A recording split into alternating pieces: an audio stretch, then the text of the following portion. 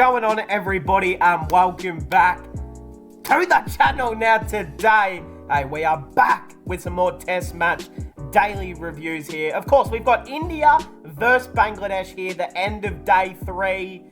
Well, firstly, if you guys are new around here, subscribe, leave a like, and comment down below your opinions on the game so far. And hey, India, after day 3, just more domination, more pain is piled on for the Bangladeshians here. It's just been one-way cricket at the moment. Since day 1, it has really just been one-way cricket for India.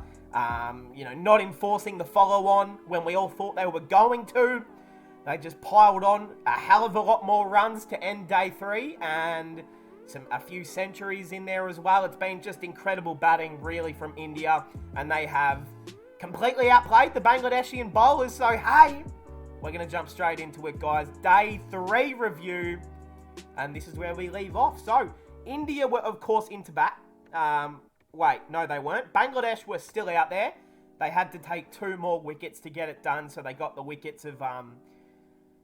Damn, I don't even remember who it was. Was it Mehdi Hassan and I think maybe Tajul Islam? Or no, I think it was Hussain. I can't remember. But Mehdi was out there. They got him for the last wicket. Bangladesh all out for just 150. I mean, man, Bangladesh, look at me in the damn eyes right now and tell me this is not a joke. I mean, look, 150... Look, it's not like they collapsed like the Sydney Thunder last night for 15, but... Man, this pitch is a good deck to bat on, and they just wasted so many opportunities. And unfortunately, Bangladesh are going to go out in this test match looking like, a bit silly from this, because of how well they did in the ODIs. They actually started well with the ball on day 1 as well, and it's really just fallen apart since then. Look, they have gotten a good start going into day 4, but it's going to be a long way to come back from here. So...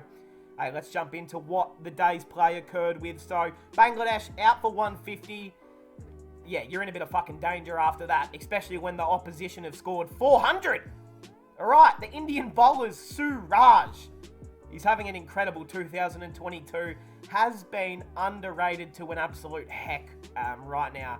It's like, he's like top 5 bowler in the world right now. And I know people are going to be like, what the fuck did you just say? Top 5 bowler? But let's settle down. I meant that he is a top 5 bowler who is currently playing a game right now. And there's only a few games being played. So I guess you can take that however you want. But he's having a phenomenal year. He's had a great white ball year as well. And a lot of people's criticism of Siraj was his white ball cricket and his ability to just leak way too many runs. And he just sometimes can bowl quite shit. But... has come into this entire year and has really had a really underrated 2022. And he is definitely eyeing off a spot in that Pujara Gavaskar Trophy team. He's definitely eyeing off a spot in that ODI World Cup. He's going to have a big 2023. And I think if RCB are to go any further, in the IPL next year, they're going to need this man, Mohammad Siraj, to go large. And I think he's going to have a big IPL next year. Umesh Yadav, 1 for 33. Ashwin, the only bowler who didn't take a wicket. A little bit left out, but that's okay. None for 34 off 10. Kuldeep Yadav. Kuldeep. He's back. He's underrated. He's cute. He's a great bowler. Man, he is just a great bowler. Look, I understand that maybe outside of Asia conditions, he doesn't hold a lot of value anymore. I understand that, if you're touring in Australia or England, you're probably not using Kuldeep Yadav. But again, with the ODI World Cup coming up in India, spin to win, we know is going to be a major part of that. I think Kuldeep's going to be right up there as that first choice spinner come the World Cup. And even the Pujara Gavaskar Trophy, it's going to be hard to keep someone like Kuldeep out. I mean, do you run Kulchar? Do you go Yuzi and Kuldeep? Does Ashwin? I mean, he probably gets a spot. But how do you keep a guy like Axar out? Because then you have to fit in Jadeja. It's going to be tricky. They just have a lot of quality spinners, does this Indian team. So, look, as much as I'd love to see Kuldeep next year in the big series, who knows? But he's bowling phenomenal here. And I think this is like his 3rd or 4th fifer in Test match cricket. So, big ups for the man Kuldeep right there. I know that man Yuzi is very proud right home. And Aksar, 1 for 10 off 8, got the last wicket. So, look, Bangladesh, they just said, look, lads, we've got a couple ladies. They've invited us out to go to the nightclub later. That's all they could think about. They didn't give a shit about this game. They just, they threw away their wickets at times. And, yeah, it was just absolute carnage. I mean, let's jump into it, guys. India. So, they did not enforce the follow-on, which I think surprised every single one of us. But, honestly, a good decision in the end because they got to pile on a big amount of runs in a quick amount of time, and it's essentially given Bangladesh almost an impossible task going into the last 2 days. I mean, you know, it's possible to chase down 500, but yeah, they don't look like they're going to do it. But, I mean, it would be incredible to see them do it, at least. And let's jump into it. I was losing my concentration for a second. Let's jump into it. India, Rahul and Shubman Gill opening, of course. Rahul, the skipper. There's no orange cap involved. He doesn't give a shit. 23 for 62.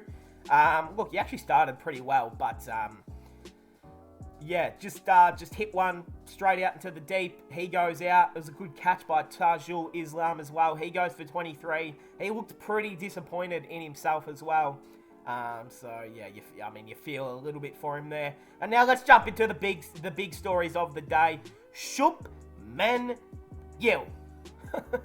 Shubman Gill, I mean, he just brings up another ton. He is the future of not only Indian cricket, but just cricket in general, man. I mean, everyone loves Shubman Gill. We know the man Sachin Tendulkar loves Shubman Gill. We know his daughter. Okay, we're not going to get into that. But, well batted. Mr. Sachin would be very proud of you, son-in-law. It's just a nice little 110 off 152. And he's just... The way he went about getting the way he went about getting his century, he just had no fear. Like, he was still hitting his shots in the 90s.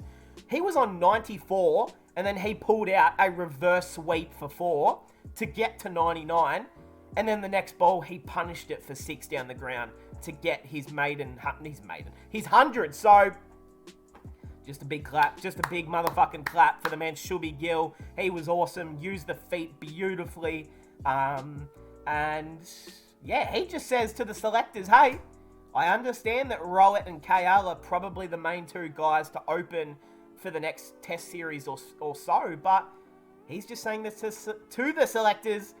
Hey, I'm still here, by the way. I'm a young guy. I'm coming through, and I'm ready to take your position if I'm willing. So... yeah, really well batted. Unfortunately, he hit one out. He goes for 110 in the end, but a really, really good knock. Also did the celebration where he gave the little bow like he did when he got his first ODI ton as well. So, yeah, you love to see that. You love to see that right there. And now about another ton. Let's fucking get into this one as well. Cheteshwar Pujara with his quickest test match ton and his first test match century in over like 3.5 years. It's been a long wait. He's been playing, Leicestershire cricket. He's been toiling away in domestic cricket. He's been putting up massive damn numbers for the entire, the last 2 years. He just hasn't been able to get that 3 figures, and he brings it up here in probably, I'd almost want to say his most exciting century ever. I mean, it was his quickest, but... just simply superb from the man Pujara. And something you don't normally see from the man Pujara is, his work around the crease. Normally he's not the guy who's going to be like Shubman Gill and is going to run, across from leg stump to off stump every ball. But once he got, I think it was like past 40 or 45, he just started, I don't know, he just got this like he was trying to win an IPL contract or something. He said, Chennai, please fucking sign me again because I need that bonus. Pujara just went full like IPL mode for a few overs there and really just went from, I think it was 45 to about 100 in 30 something deliveries. It was remarkable hitting and just completely pushed on the pain there for Bangladesh. And if you're Bangladesh, you got to look at this and think it's just poor bowling. Yeah, there's nothing else that really it comes down to than poor bowling. Look, as good as the batsman can play, it just has not been a series for the Bangladeshian players, really. I mean, their batsmen. Look, again, they bowled well in the first innings, I thought, but they just really let themselves down with the bat, and they have let it down from being a competitive test match. Also, Kohli, 19 off 29, I forgot to add. And then they declared as soon as Pujara got his 100. So they declared for 258 with only 2 down. The Bangladeshian bowlers, Hassan, a wicket, Khalid Ahmed, a wicket as well. But really, that's the only sort of positives. I mean, you know it's fucking bad when Litton Das is rolling the arm over. That's when you know it's bad. So, as good as a batsman as he is, he's not the guy you want to be coming on to bowl very often. So, yeah. Look, unfortunately, I was hoping this would be a little bit more competitive as a test match. But India have just been way, way too strong with the ball and bat. And Bangladesh, look, they've started here at the end of day 3, which is a good positive. You know, Shanto 25 off 42 not out, and Zakir Hassan not out for 17. So, look, they give themselves something. They probably, you know, went to bed last night thinking, geez, we played pretty shit, but we've got a big 2 days coming up where we can do the impossible and win this test match. So, I'm not taking this out of Bangladesh's hands at all. They could complete one of the great cricket comebacks right here. But they're going to have to do it with almost perfection. And they haven't shown too much that is, you know, given off any sort of energy that they're going to do it. So, be interesting to see, guys. I am really intrigued for these last couple days. Will it be Bangladesh, you know, chasing down a lot of runs? Or will it be India just being too strong with the ball? We got to wait and find out. That's what the last 2 days are for, baby. Indian bowlers, nothing to report of just yet. So, hey, that is how day 3 will officially end off. India, too strong with the bat, too strong with the ball to end it off as well. And it's going to come into a big last day 4. Day 4 is where the test match will either be lost or won. At the end of today's play, if you're Bangladesh, you're hoping to be, you know, at minimum, you want to be 3 for 280. Like, I think that would be a really good spot for Bangladesh. It would put the test match in a great position for the last day as well. So, hey, I'm actually, you know, I want to see Bangladesh put on some runs here in the second innings and get this competitive going into day 5 would be my dream for this test match. So, hey, comment down below your thoughts at the moment. What's going to happen for the next 2 days. Subscribe if you guys are new. If you like cricket. I hope we all enjoyed, and I'll see everyone in the next one.